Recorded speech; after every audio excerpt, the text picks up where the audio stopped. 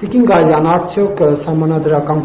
կարգի խախտում չէ Նիկոլ Փաշինյանի կողմից եկեղեցու ներքին հարցերին միջամտելը, հաշվի առնելով, որ ըստ սահմանադրության եկեղեցին եւ պետությունը անջատված են։ Եկեք հիշենք, թե սահմանադրությունը ինչ է ասում եկեղեցու հետ կապված։ Սահմանադրությունը պարունակում է մեկ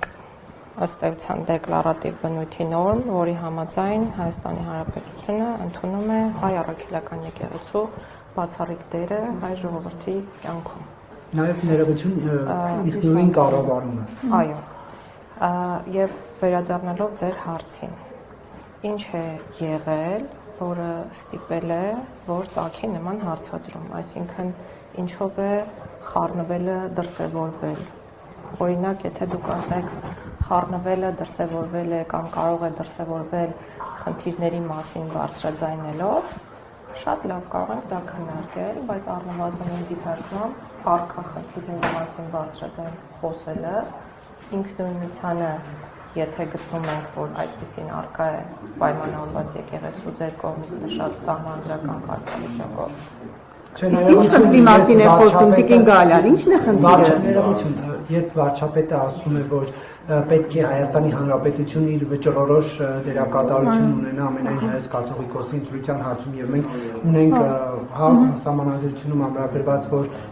ինքնակառավարվող Մարմին է եկեղեցին եւ պետությունը Հայաստանի Հանրապետություն եւ հայ առաքելական եկեղեցու մասին օրենքով դա ամրագրված է։ Սա արդյոք չի նշանակում, որ փորձ է անում միջամտել։ Մի բան ֆիքսենք։ Եկեղեցու հետ հարաբերությունները կարող են կարգավորվել օրենքով եւ այսօր էլ մենք ունենք օրենսդրական դաշտ, որը կարգավորում է որոշակիորեն այդ հարաբերությունները։ Իրականում այդ կարգավորումները որպես կանոն այսօրյա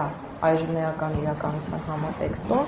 միտված են եկեղեցուն որոշակի արտոնություններ տալուն, եկեղեցականների կարգավիճակի հետ կապված նրանց որոշակի արտոնություններ տալուն եւ այլն։ Այսինքն մենք ընդունում ենք, որ գոնե այս պահին առնվազն այդքանով եկեղեցու եւ եկեղեցականների հետ հարաբերությունները կարող են օրենքի մակարդակում կարգավորվել։ Եվ մենք չպետք է մոռանանք, որ մենք իրավական պետություն ենք եւ այն, որ եկեղեցու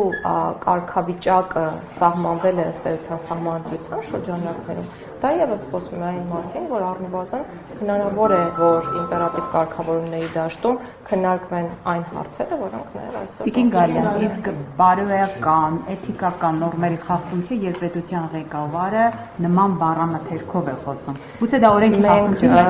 Մենք շատ կարող ենք խոսել տարբեր մարդկանց կողմից տարբեր խոսույթի գնահատականներ տալու մասին։ Ես կարծում եմ, որ խնդրի բարձրաձայնման հետ կապված ամեն մարդ ինքն է ընտրում, թե ինչպես պետք է դա անել, եւ գուցե որոշների համար դա սուր երանգներ պարունակող բառամթերք է, այո, սուր երանգներ պարունակող բառամթերք է, գուցե օրինակ ես կամ մեկ այլ անձ խնդիրները բնորոշելիս նման կերպ չարտահայտվել, բայց ամեն մարդ ինքն է ընտրում եւ եթե դա չի հատում իրավականության սահմանը, կարծում եմ, որ այստեղ խնդիր չկա եւ եւս մեկ կարեւոր հանգամանք կուզենայի շեշտադրել, մենք անընդհատ քննարկում ենք կամ վերջին օրին անընդհատ նույն բանն է քննարկվում եւ կարծես թե մեղադրվում է կողմը, որը բարձրաձայնում է խնդրի մասին եւ ընդհանրապես չի խոսվում կամ խոսվում է, ես գուցե այդքան չեմ նկատել, իրական գոյություն ունեցող խնդրի մասին։ Այսինքն մենք խոսում ենք, որ խնդրի մասին խոսելը ամոթ է, բայց խնդրի արձանագրումը ամոթ չէ։ Ինչ խնդիր է, ինչի մասին, որ մենք բոլորս տեղյակ ենք։ Եթե դուք չեք տեսնում, եթե դուք չեք տեսնում, ինչ խնդիր է։ Խնդիրն այն է, որ վնասում է Հայաստանի Հանրապետության անվտանգությանը, չգիտեմ, հանրային ինչ-որ բարոյական նորմերին, պետական շահերին, ինչ խնդիր եք դուք տեսել կամ հակաիրավական։ Ինձ թվում է յուրաքանչյուր քրիստոնյա ինքը պետք է որոշի խնդիր տեսնում է, թե չի տեսնում։ Եթե անձը իրեն համարում է հայ առաքելական եկեղեցու հետևորդ եւ հետևում է կամնական իրավունքին, ապա ինքը պետք է իր համար եզրահանգում անի, թե այս իրավիճակում խնդիր կա, թե չկա։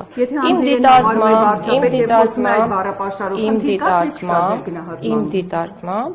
մենք այսօր ունենք խնդիր Մենք ունենք եկեղեցի, որը արդեն վաղուց զբաղվում է քաղաքականությամբ, ըստ էության։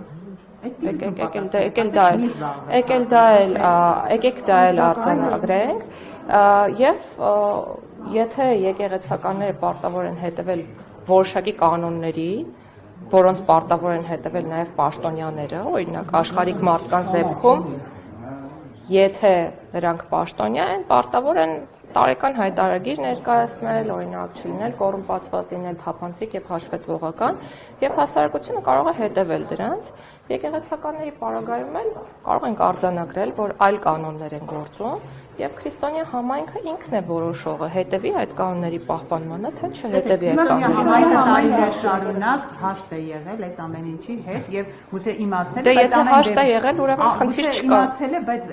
չի կարևորել, առաջնային խնդիր չի համարել։ Այն ինչի մասին խոսվում է, մենք բոլորս գիտենք դա, ես չեմ եթե որևէ բան չկա, ինչու եք ինձ հարցեր տալիս։ Լուրերի մասին խոսելը կամ ինչ-որ իրողությունների մասին խոսելը սկսել է վարչապետը, որովհետև դա այդպես չէ։ Տեսեք, այդ լուրերը շրջանառվել են շատ ավելի վաղուց, դրա մասին խոսվել է եւ անձինք նորից եմ կրկնում, բոլորը ազատ են հավատալու կամ չհավատալու ինչ-որ բանի, դա իմ պատասխանը։ Այսինքն, եթե որևէ մեկը խնդիր չի տեսնում, դա իր խնդիրն է։ Եթե ես խնդիր տեսնում եմ, դա իմ խնդիրն է։ Վարչապետը սահմանադրությամբ իրավունք ունի խոսելու առհասարակ։